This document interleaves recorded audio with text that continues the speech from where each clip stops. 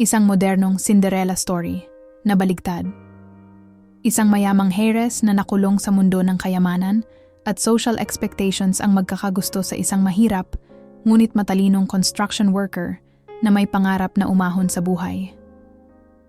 Ang kwento ng pag-ibig na sumubok sa pagkakaiba ng social class, pride, at pagkilala sa halaga ng pagkatao. Si Sofia, isang heiress na nakatanim sa gintong hawla. Sa likod ng mamahaling damit at mga social events, naroon ang isang dalagang uhaw sa katotohanan.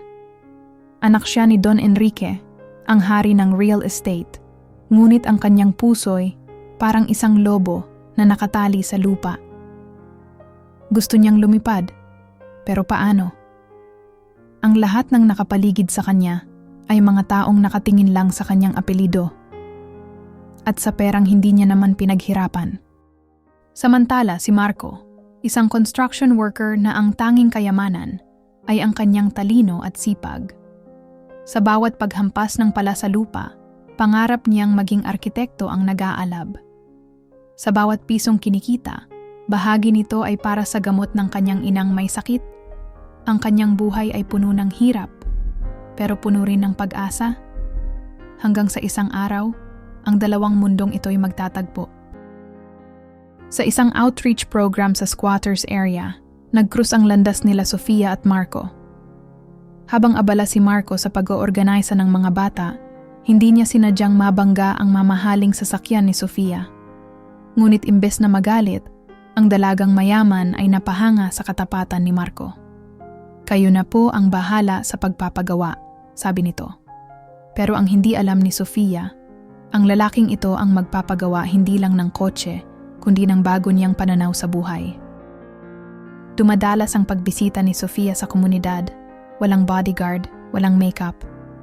Doon, natuto siyang magluto ng lugaw kasama si Marco, makipagkwentuhan sa mga batang lansangan, at makitang tumawa ng walang pretensyon. Habang nagtuturo si Marco ng pagbuo ng negosyo para sa mga kapwa niya dukha, unti-unting nabubuo rin ang koneksyon nilang dalawa. Sa bawat tawanan, sa bawat ngiti, parang mga piraso ng puzzle na nagkakadugtong. Isang gabi, habang naglalakad sila sa tabi ng ilog, biglang napahinto si Marco. "Alam mo, Sofia," bulong nito, "ang liwanag mo parang poste sa gitna ng dilim. Pero, bakit mo ako pinapasok sa mundo mo?" Tumikhim si Sofia, at sa unang pagkakataon, naramdaman niyang may tao palang titingin sa kanya, hindi bilang mayaman, kundi bilang Sofia lang. Ngunit ang pag-ibig na ito'y hindi naging madali. Nang malaman ni Don Enrique ang tungkol kay Marco, pinahiya niya ito sa harap ng buong opisina. "Anong maibibigay mo sa anak ko? Kahit diploma wala ka." Samantala, kumalat sa social media ang mga memes at chismis. Si Marco, tinawag na Adonis ng squatters, at si Sofia, socialite na nakikipag-fling sa basurero. Sa takot at hiya, sinubukan ni Marco na lumayo, pero ang puso ni Sofia ay parang apoy na hindi mapapatay ng ulan. Isang malakas na bagyo ang sumubok sa kanilang lahat. Sa gitna ng pagguho ng isang gusali, sumigaw si Sofia nang makita niyang natabunan si Marco. Pero sa halip na sumuko, ginamit ni Marco ang kanyang talino para iligtas ang mga kasamahan. Habang bumabagsak ang ulan at luha ni Sofia, dahan-dahang lumabas si Marco mula sa rubble. Duguan, pero buhay. "Hindi ako hero," anya sa mga reporter kinabukasan. "Ginawa ko lang ang tama.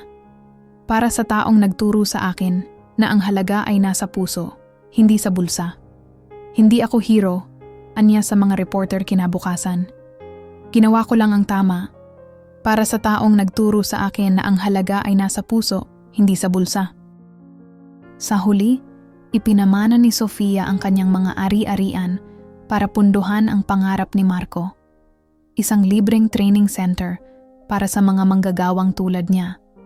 At sa isang simpleng seremonya sa tabing dagat, kasama ang mga taong tunay na nagmamahal sa kanila, nagtagpo ang dalawang mundong minsay magkalayo, sapagkat ang pag-ibig, kapag tunay, ay kayang buuin ang tulay sa pagitan ng langit at lupa.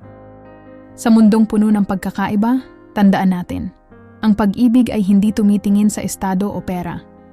Tumitibok ito para sa mga handang magpakatotoo at lumaban para sa bawat tahimik na sandaling nagdudugtong sa ating mga puso.